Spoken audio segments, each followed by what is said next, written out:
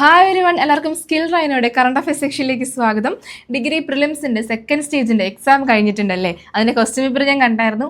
ഇംഗ്ലീഷും മലയാളം അത്യാവശ്യം എല്ലാവർക്കും എഴുതാൻ പറ്റും, അത്യാവശ്യം എളുപ്പമായിരുന്നു. മാത്സ് ഒരു ഇത്തിരി കടുപ്പിച്ചിട്ടുണ്ടല്ലേ? അതുപോലെ നമ്മളെ കറണ്ട് അഫയർ നിങ്ങൾ നോക്കിയായിരുന്നു. ഏറ്റവും കൂടുതൽ ചോദ്യം ചോദിച്ചിട്ടുള്ളത് സ്പോർട്സ് റിലേറ്റഡ് ചോദ്യങ്ങളായിരുന്നു. നമ്മുടെ ക്ലാസ്സിൽ ഡിസ്കസ് ചെയ്തിട്ട് 1-2 ചോദ്യങ്ങൾ ഫസ്റ്റ് ഫേസിലും സെക്കൻഡ് ഫേസിലും വന്നിട്ടുണ്ട്. എല്ലിലൊക്കെ നമ്മൾ 1-2 വട്ടം നമ്മുടെ ക്ലാസ്സിൽ ഡിസ്കസ് ചെയ്തിട്ടുള്ളതാണ്. സോ എല്ലാവരും എന്ത് ചെയ്യുക, നല്ല രീതിക്ക് തന്നെ നമ്മുടെ ക്ലാസ് കണ്ട് പ്രിപ്പയർ ചെയ്യുക. ഓക്കെ, നമുക്ക് ഇന്ന് എന്ത് ചെയ്യാം, നമ്മുടെ ക്ലാസ്സിലോട്ട് പോകാം. ആദ്യത്തെ ചോദ്യം, കേന്ദ്ര വിവരാവകാശ കമ്മീഷന്റെ പുതിയ ഉത്തരവ് പ്രകാരം വിവരാവകാശ നിയമത്തിന്റെ പരിധിയിൽ വരാത്ത സ്ഥാപനം ഏതാണ്? BCC ആണ്. BCC ഫുൾ ഫോം എന്താ? Board of control four cricket in India ആണ്. എന്തായിരുന്നു ചോദ്യം? കേന്ദ്ര വിവരാവകാശ കമ്മീഷന്റെ പുതിയ ഉത്തരവ് പ്രകാരം വിവരാവകാശ നിയമത്തിന്റെ പരിധിയിൽ വരാത്ത സ്ഥാപനം ഏതാണ്? BCC ആണ്. 2 പോയിന്റ് താഴെ കൊടുത്തിട്ടുണ്ട്. ഭരണഘടനയ്ക്ക് കീഴിലോ നിയമനിർമ്മാണം വഴിയോ സർക്കാർ ഉത്തരവ് വഴിയോ അല്ല എന്ത് സ്ഥാപിക്കപ്പെട്ടിരിക്കുന്നത്? BCC സ്ഥാപിക്കപ്പെട്ടിരിക്കുന്നത്. പൂർണ്ണമായും സ്വയംഭരണമുള്ള സ്വകാര്യ സ്ഥാപനമാണ് എന്ത്? BCC. അപ്പൊ ചോദ്യം എന്തായിരുന്നു? കേന്ദ്ര വിവരാവകാശ കമ്മീഷന്റെ പുതിയ ഉത്തരവ് പ്രകാരം വിവരാവകാശ നിയമത്തിന്റെ പരിധിയിൽ വരാത്ത സ്ഥാപനം ഏതാണ്? BCC. അടുത്ത പോയിന്റ്, ഹോർമോസ് കടലിടുക്കിൽ കുടുങ്ങിക്കിടക്കുന്ന കപ്പലുകളെ ലക്ഷ്യസ്ഥാനത്തേക്ക് കടത്തിവിടുന്നത് ലക്ഷ്യമിട്ട് US ആരംഭിച്ച ദൗത്യത്തിന്റെ പേരെന്താണ്? Project freedom. ആരാണ് ആരംഭിച്ചത്? US ആണ് ആരംഭിച്ച. പേരെന്താണ്? Project freedom. എന്തിനാണ്? ഹോർമോസ് കടലിടുക്കിൽ കുടുങ്ങിക്കിടക്കുന്ന കപ്പലുകളെ ലക്ഷ്യസ്ഥാനത്തേക്ക് കടത്തിവിടുന്നത് ലക്ഷ്യമിട്ട് US ആരംഭിച്ച ദൗത്യത്തിന്റെ പേരാണ് പ്രോജക്ട് ഫ്രീഡം. അടുത്തത് എല്ലാവർക്കും അറിയുന്ന ഒരു ചോദ്യമാണ്. കേരളത്തിന്റെ മുഖ്യമന്ത്രിയായി തിരഞ്ഞെടുത്തത് ആരെയാണ്? VD സതീശനാണ്. ഫുൾ നെയിം എന്താ?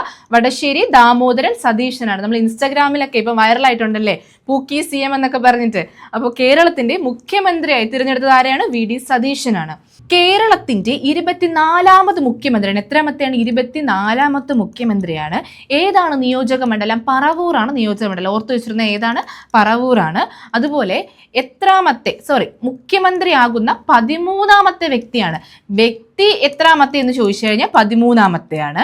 കേരളത്തിന്റെ എത്രാമത്തെ മുഖ്യമന്ത്രി എന്ന് ചോദിച്ചാൽ എത്രാമത്തെയാണ്? 24ആണ്. മാറിപ്പോകരുത്, നിങ്ങൾക്ക് കൺഫ്യൂസിംഗ് ആയിട്ടുള്ള കാര്യമാണ്. കേരളത്തിന്റെ 24ാമത് മുഖ്യമന്ത്രിയാണ് ആര്? VD സതീശൻ. ഇനി മുഖ്യമന്ത്രിയാകുന്ന എത്രാമത്തെ വ്യക്തി എന്ന് ചോദിച്ചാൽ എത്രാമത്തെയാണ്? അത് 13ാമത്തെയാണ്. ഓക്കെ, അടുത്ത ചോദ്യം, വേൾഡ് പ്രസ് ഫ്രീഡം ഇൻഡെക്സിൽ 1ാം സ്ഥാനത്തുള്ള രാജ്യം ഏതാണ്? നോർവേ ആണ്. വേൾഡ് പ്രസ് ഫ്രീഡം ഇൻഡെക്സിൽ 1ാം സ്ഥാനത്തുള്ള രാജ്യം ഏതാണ്? അത് നോർവേ ആണ്. നമ്മളെ കേരളം എനിക്ക് തോന്നുന്നു 155 157 ആണ്. നിങ്ങൾ അത് അറിഞ്ഞിരിക്കേണ്ട ആവശ്യമില്ല. 1ാം സ്ഥാനത്തുള്ളത് പഠിച്ചിരിക്കുക. ഏതാണ്? നോർവേ. അടുത്ത പോയിന്റ്, ലോകത്തിലെ ഏറ്റവും ഉയരം കൂടിയ ബുദ്ധ പ്രതിമ എത്ര അടിയാണ്? 888 അടിയാണ്. കർണാടകയിലെ ഏത് ജില്ലയിൽ നിർമ്മിക്കാനാണ് പദ്ധതിയിടുന്നത്? ചാമരാജ് നഗർ. ഏതാണ്? ചാമരാജ് നഗറിലാണ് നിർമ്മിക്കാൻ പദ്ധതിയിടുന്നത്. എവിടെയാണ്? കർണാടകയിലാണ്. എത്ര അടിയാണ്? 888. നിലവിൽ ചൈനയിലാണ് ഏറ്റവും വലിയ ബുദ്ധമത പ്രതിമ ഉള്ളത്. ബുദ്ധ പ്രതിമ എവിടെയാണ് ഏറ്റവും വലുതുള്ളത്? ചൈനയിലാണ്. അത് 420 അടി വലിപ്പമാണ് ഉള്ളത്. നമ്മളിപ്പോൾ കർണാടകയിൽ ചെയ്യാൻ പദ്ധതിയിടുന്ന എത്ര അടിയാണ്? 888 അടിയാണ്. ഓക്കെ, നിലവിൽ എവിടെയാണ് ഏറ്റവും വലുത്? ചൈനയിലാണ്. എത്ര അടിയാണ്? 420 അടിയാണ്. ഇനി അടുത്ത പോയിന്റ്, 2026-27 ഇമ്പോർട്ടൻ്റ് ആയിട്ടുള്ള ചോദ്യമാണ്. 2026-27 വിപണന സീസണിലെ ഏത് വിളയുടെ മിനിമം താങ്ങുവില, അതായത് MSP മിനിമം സപ്പോർട്ട് പ്രൈസ് വർദ്ധിപ്പിക്കാനാണ് കേന്ദ്രം അംഗീകാരം നൽകിയത്? ഖാരിഫ് വിളയാണ്. 2026-27 വിപണന സീസണിലെ ഏത് വിളയുടെ മിനിമം താങ്ങുവില വർദ്ധിപ്പിക്കാനാണ് കേന്ദ്രം അംഗീകാരം നൽകിയത്? ഖാരിഫ് വിളയാണ്. നെല്ല്, ജോവർ, ബജ്ര, റാഗി, പയറുവർഗ്ഗങ്ങൾ, എണ്ണക്കുരുക്കൾ, പരുത്തി എന്നിങ്ങനെ 14 ഇനം ഖാരിഫ് വിളകളുടെ മിനിമം താങ്ങുവിലയാണ് വർദ്ധിപ്പിച്ചത്. എത്ര ഇനമാണ്? 14 ഇനം ഖാരിഫ് വിളയുടെ മിനിമം താങ്ങുവിലയാണ് വർദ്ധിപ്പിച്ചത്. അപ്പോൾ ഓർത്തു വെച്ചിരുന്നോ, 2026-27 വിപണന സീസണിലെ ഏത് വിളയുടെ മിനിമം താങ്ങുവില വർദ്ധിപ്പിക്കാനാണ് കേന്ദ്രം അംഗീകാരം നൽകിയത്? ഖാരിഫ് വിള. ഇനി കാർഷിക ക്ഷേമ വകുപ്പ് മന്ത്രി ആരാണെന്ന് അറിയാമോ? ശിവരാജ് സിംഗ് ചൗഹാൻ ആണ്. ആരാണ്? ശിവരാജ് സിംഗ്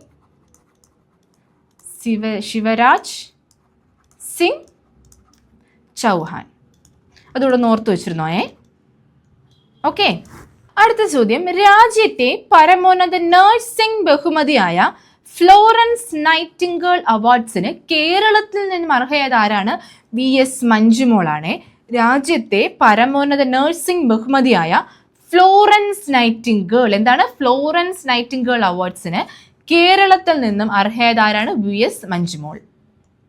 പുതിയ സംയുക്ത സൈനിക മേധാവിയായി നിയമിതനായ ലഫ്റ്റനന്റ് ജനറൽ ആരാണ്? Lieutenant general NS Rajasubramani. ആരാണ്? ലഫ്റ്റനന്റ് ഗവർണർ NS രാജസുബ്രഹ്മണിയാണ് CDSന്റെ പുതിയ സംയുക്ത സൈനിക മേധാവിയായിട്ട് നിയമിതനായത്. ഇത് രണ്ട് നിയമനങ്ങളും ഇമ്പോർട്ടൻ്റ് ആണ്, ഒന്ന് അറിഞ്ഞിരുന്നു ഈ നിയമനങ്ങൾ. നാവികസേനയുടെ പുതിയ മേധാവിയായി നിയമിതനായ വൈസ് അഡ്മിറൽ ആരാണ്? വൈസ് അഡ്മിറൽ കൃഷ്ണസ്വാമിനാഥനാണ് നാവികസേനയുടെ പുതിയ മേധാവിയായിട്ട് നിയമിതനായത്. അപ്പോൾ ഈ രണ്ട് നിയമനങ്ങൾ ഓർത്തു വെച്ചിരുന്നോ? CDSന്റെ പുതിയ സംയുക്ത സൈനിക മേധാവിയായിട്ട് ആയത് ആരാണ്? NS രാജസുബ്രഹ്മണിയാണ്. അതുപോലെ നാവികസേനയുടെ പുതിയ മേധാവിയായിട്ട് നിയമിതനായ വൈസ് അഡ്മിറൽ ആരാണ്? Vice admiral Krishna Swaminathan. അടുത്ത പോയിന്റ്, 30 വർഷത്തെ സേവനത്തിനൊടുവിൽ 2026 മെയ് മാസത്തിൽ ഔദ്യോഗികമായി പ്രവർത്തനം അവസാനിപ്പിച്ച ആദ്യകാല ഇന്റർനെറ്റ് സെർച്ച് എഞ്ചിൻ ഏതാണ്? ask.com. നമ്മുടെ കമ്പ്യൂട്ടർ എന്ന് പറയുന്ന ടോപ്പിക്കിൽ നിന്ന് കറണ്ട് അഫെയർസ് റിലേറ്റഡ് ആയിട്ടുള്ള ചോദ്യം PSCക്ക് ചോദിക്കാൻ പറ്റുമെങ്കിൽ ചിലപ്പോൾ അവരിത് ചോദിച്ചേക്കാം. 30 വർഷത്തെ സേവനത്തിനൊടുവിൽ 2026 മെയ് മാസത്തിൽ ഔദ്യോഗികമായി പ്രവർത്തനം അവസാനിപ്പിച്ച ആദ്യകാല ഇന്റർനെറ്റ് സെർച്ച് എഞ്ചിന്റെ പേരെന്താണ്? ask.com. 1996 ഇതിന്റെ പ്രവർത്തനം ആരംഭിച്ച. അന്ന് ഇതിന്റെ പേര് ആസ് ജീവ്സ് എന്നായിരുന്നു. ഇതിന്റെ പേരെന്തായിരുന്നു? ആസ് ജീവ്സ് എന്നായിരുന്നു. 2006 എങ്ങാണ്ടാണ് ഇതിന്റെ പേര് മാറ്റിയിട്ട് ask.com എന്നാക്കിയത്. ഇപ്പോഴതിന്റെ പ്രവർത്തനം എന്ത് ചെയ്തിട്ടുണ്ട്? അവസാനിപ്പിച്ചിട്ടുണ്ട്. അപ്പോൾ 30 വർഷത്തെ സേവനത്തിനൊടുവിൽ 2026 മെയ് മാസത്തിൽ ഔദ്യോഗികമായി പ്രവർത്തനം അവസാനിപ്പിച്ച ആദ്യകാല സെർച്ച് എഞ്ചിൻ ഏതാണ്? ask.com. ഇനി ദേശീയ വിദ്യാഭ്യാസ നയത്തിന്റെ ഭാഗമായുള്ള PM ശ്രീ പദ്ധതിയിൽ 2026 മെയ് മാസം ഒപ്പുവെച്ച സംസ്ഥാനം ഏതാണ്? ബംഗാളാണ്. ഇതുവഴി ഡിസ്കസ് ചെയ്യാൻ ഒരു കാരണം കൂടെയുണ്ട്. ഈ പദ്ധതിയിൽ ചേരാത്ത 2 സംസ്ഥാനങ്ങളുണ്ട്. ഏതൊക്കെയെന്നറിയാമോ? അത് നമ്മുടെ കേരളവും പിന്നെ തമിഴ്നാടുമാണ്. ഓക്കെ, ഇവർ രണ്ടുപേരും ചേർന്നിട്ടില്ല. അപ്പോൾ ഇപ്പം മെയ് മാസത്തിൽ ചേർന്ന ആരാണ്? ബംഗാളാണ്. ദേശീയ വിദ്യാഭ്യാസ നയത്തിന്റെ ഭാഗമായുള്ള PM ശ്രീ പദ്ധതിയിൽ 2026 മെയ് മാസം ഒപ്പുവെച്ച സംസ്ഥാനം ഏതാണ്? ബംഗാളാണ്. കേരളവും തമിഴ്നാടും എന്ത് ചെയ്തിട്ടില്ല? ഇതിന്റെ ഭാഗമായിട്ടില്ല. ഇനി ഏത് രാജ്യം വികസിപ്പിച്ചെടുത്ത ലോകത്തിലെ ഏറ്റവും വിനാശകാരിയായ അത്യാധുനിക ബാലിസ്റ്റിക് മിസൈലാണ് RS-28 സർമാട്ട്? റഷ്യയാണ്. അപ്പോൾ റഷ്യയാണ് RS-28 സർമാട്ട് വികസിപ്പിച്ചെടുത്തത്. എന്താണ് ഇതിന്റെ സവിശേഷത? ലോകത്തിലെ ഏറ്റവും വിനാശകാരിയായ അത്യാധുനിക ബാലിസ്റ്റിക് മിസൈലാണെന്ത്? RS-28 സർമാട്ട്. ഇത് ആരാണ് വികസിപ്പിച്ചത്? റഷ്യയാണ് വികസിപ്പിച്ചെടുത്തത്. അടുത്ത പോയിന്റ്, ഇന്ത്യൻ റെയിൽവേയുടെ പരിഷ്കരിച്ച ലോഗോയിലെ നക്ഷത്രങ്ങളുടെ എണ്ണം എത്രയാണ്? 18 ഇന്ത്യൻ റെയിൽവേയുടെ പരിഷ്കരിച്ച ലോഗോയിലെ നക്ഷത്രങ്ങളുടെ എണ്ണം എത്രയാണ്? 18. നിലവിൽ റെയിൽവേ സോണുകളുടെ എണ്ണം 18 ഉയർന്ന സാഹചര്യത്തിലാണ് നക്ഷത്രങ്ങളുടെ എണ്ണം എത്രയാക്കി മാറ്റിയത്? 17 നിന്നും 18 മാറ്റിയത്. അപ്പം മുന്നേ എത്രയായിരുന്നു? 17 ആയിരുന്നു. അത് 18 മാറ്റാൻ കാരണം എന്താണ്? ഒരു റെയിൽവേ സോണൂടെ ആഡ് ചെയ്തിട്ടുണ്ട്. അതേതാണ്? വിശാഖപട്ടണം ആസ്ഥാനമായി വരുന്ന സൗത്ത് കോസ്റ്റ് റെയിൽവേ ആണ് പുതിയ സോൺ. എവിടെയാണ്? ഏത് ആസ്ഥാനമാക്കി വരുന്നത്? വിശാഖപട്ടണം ആസ്ഥാനമാക്കി വരുന്ന സൗത്ത് കോസ്റ്റ് റെയിൽവേ ആണ് പുതിയ സോൺ. അപ്പോൾ ഇന്ത്യൻ റെയിൽവേയുടെ പരിഷ്കരിച്ച ലോഗോയിലെ നക്ഷത്രങ്ങളുടെ എണ്ണം എത്രയാണ്? 18. അടുത്ത ചോദ്യം, 2027 ലോക പാരാ അത്ലറ്റ്സ് ചാമ്പ്യൻഷിപ്പിന് ആതിഥേയത്വം വഹിക്കുന്ന നഗരം ഏതാണ്? ഉസ്ബെക്കിസ്ഥാനാണ്. ഏതാണ്? 2027 ലോക പാരാ അത്ലറ്റിക്സ് ചാമ്പ്യൻഷിപ്പിന് ആതിഥേയത്വം വഹിക്കുന്ന നഗരം ഏതാണ്? ഉസ്ബെക്കിസ്ഥാൻ. ഓക്കെ, അടുത്ത പോയിന്റ്, ഇന്ത്യയിലെ ആദ്യത്തെ കടലിനടിയിലൂടെയുള്ള റെയിൽവേ തുരങ്കം നിർമ്മിക്കുന്നത് എവിടെയാണ്? വിക്രോളിയിലാണ്. ഇന്ത്യയിലെ ആദ്യത്തെ കടലിനടിയിലൂടെയുള്ള റെയിൽവേ തുരങ്കം നിർമ്മിക്കുന്നത് എവിടെയാണ്? വിക്രോളിയിലാണ്. മുംബൈ അഹമ്മദാബാദ് ബുള്ളറ്റ് ട്രെയിൻ പദ്ധതിയുടെ ഭാഗമായാണ് വിക്രോളിയിൽ തുരങ്കം നിർമ്മാണം ആരംഭിച്ചത്. അപ്പൊ ഏത് പദ്ധതിയുടെ ഭാഗമാണ്? മുംബൈ അഹമ്മദാബാദ് ബുള്ളറ്റ് ട്രെയിൻ പദ്ധതിയുടെ ഭാഗമായാണ് വിക്രോളിയിൽ തുരങ്ക നിർമ്മാണം ആരംഭിച്ചത്. അപ്പോൾ ഇന്ത്യയിലെ ആദ്യത്തെ കടലിനടിയിലൂടെയുള്ള റെയിൽവേ തുരങ്കം നിർമ്മിക്കുന്നത് എവിടെയാണ്? വിക്രോളിയിലാണ്. ഏത് പദ്ധതിയുടെ ഭാഗമായാണ്? മുംബൈ അഹമ്മദാബാദ് ബുള്ളറ്റ് ട്രെയിൻ പദ്ധതിയുടെ ഭാഗമായാണ് വിക്രോളിയിൽ നിർമ്മിക്കുന്ന തുരങ്ക നിർമ്മാണം ആരംഭിച്ചത്. ഇനി അടുത്ത ചോദ്യം, കേന്ദ്ര ആരോഗ്യ മന്ത്രാലയത്തിന് കീഴിൽ വിവിധ ആരോഗ്യ പദ്ധതികളെയും ഡിജിറ്റൽ ആപ്ലിക്കേഷനുകളെയും ഒറ്റ പ്ലാറ്റ്ഫോമിൽ സംയോജിപ്പിച്ചുകൊണ്ട് പുറത്തിറക്കിയ പുതിയ പോർട്ടൽ ഏതാണ്? സ്വസ്ഥ് ഭാരത് പോർട്ടലാണ്.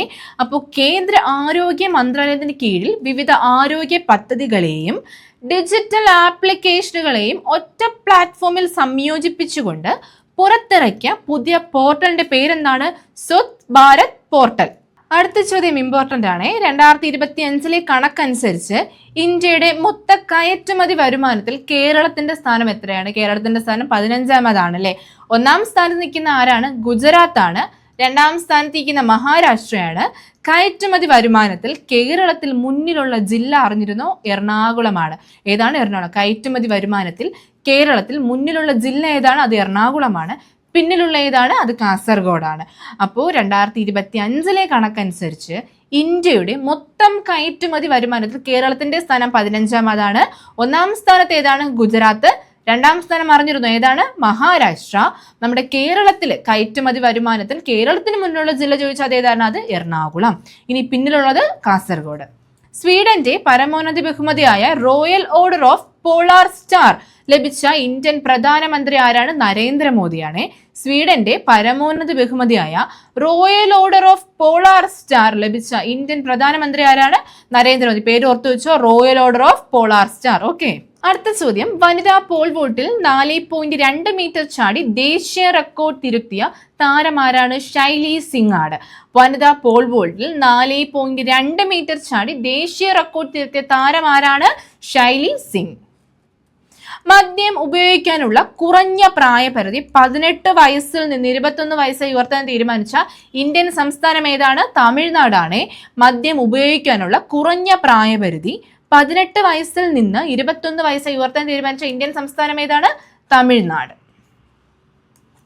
ഇനി IPL ഏറ്റവും കൂടുതൽ മത്സരങ്ങൾ കളിച്ച താരം എന്ന റെക്കോർഡ് സ്വന്തമാക്കിയതാരാണ്? അത് വിരാട് കോഹ്ലിയാണ്.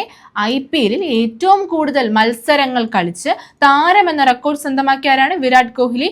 276 കളികളാണ് വിരാട് കോഹ്ലി കളിച്ചത്. ഓക്കെ. അപ്പം IPL ഏറ്റവും കൂടുതൽ മത്സരങ്ങൾ കളിച്ച താരം എന്ന റെക്കോർഡ് സ്വന്തമാക്കിയാരാണ്? വിരാട് കോഹ്ലിയാണ്. അടുത്തത് ഒരു ഇമ്പോർട്ടൻ്റ് ആയിട്ടുള്ള ഒരു പുരസ്കാരമാണ്. കൃഷ്ണാഞ്ജലി പുരസ്കാരം നേടിയ നടൻ ആരാണ്? നടൻ മധു ആണ്. ഓർത്തു വെച്ചിരുന്നോ? കൃഷ്ണാഞ്ജലി പുരസ്കാരം നേടിയ നടൻ ആരാണ്? നടൻ മധു ആണ്. സൈബർ സുരക്ഷയ്ക്ക് വൻ ഭീഷണിയാകുമെന്ന് മുന്നറിയിപ്പ് നൽകപ്പെട്ട AI മോഡൽ ഏതാണ്? ക്ലൗഡ് മിത്തോസ് ആണ്. സൈബർ സുരക്ഷയ്ക്ക് വൻ ഭീഷണിയാകുമെന്ന് മുന്നറിയിപ്പ് നൽകപ്പെട്ട AI മോഡൽ ഏതാണ്? ക്ലൗഡ് മിത്തോസ് ആണ്. അപ്പോൾ ഇത്രയേ ഉള്ളൂ നമ്മൾ ഇന്നത്തെ കറണ്ട് അഫെയർ സെക്ഷൻ എന്ന് പറഞ്ഞു കഴിഞ്ഞാൽ. ഇതിൻ്റെ നോട്ടും ഇതിൻ്റെ ക്വസ്റ്റ്യൻസും നമ്മൾ സ്കിൽ റൈനോ ആപ്പിൽ കൊടുത്തിട്ടുണ്ട്. ഈ ക്ലാസ് കണ്ടു കഴിഞ്ഞവർ എന്ത് ചെയ്യുക? നോട്ടൊക്കെ ഒന്ന് പോയി എടുത്ത് പക്ഷേ വായിച്ചു നോക്കുക, ക്വസ്റ്റ്യൻസ് ഒക്കെ ഒന്ന് ചെയ്ത് നോക്കുക. അതുപോലെ പ്രിലിംസിന് ഒരു 35-40 മാർക്ക് റേഞ്ച് ഉള്ളവർ എന്ത് ചെയ്യുക? മെയിൻസിന് പഠിച്ചു തുടങ്ങുക. എല്ലാ ടോപ്പിക്കിനും കൊടുക്കുന്ന ഇമ്പോർട്ടൻസിനേക്കാൾ ഒരുപടി ഇമ്പോർട്ടൻസ് ആർക്ക് കൂടുതൽ കൊടുക്കണം? നമ്മളെ കറണ്ട് അഫെയർ സെക്ഷന് കൂടുതൽ കൊടുക്കണം. കാരണം എന്താണ്? ഏറ്റവും കൂടുതൽ ചോദ്യം മെയിൻസിൽ ചോദിക്കുന്ന എവിടെ നിന്നാണ്? കറണ്ട് അഫെയർ സെക്ഷനിൽ നിന്നാണ്. സോ എല്ലാവരും നല്ല രീതിക്ക് തന്നെ നിങ്ങളുടെ പഠനം മുന്നോട്ട് കൊണ്ടുപോകാം. നന്ദി, നമസ്കാരം.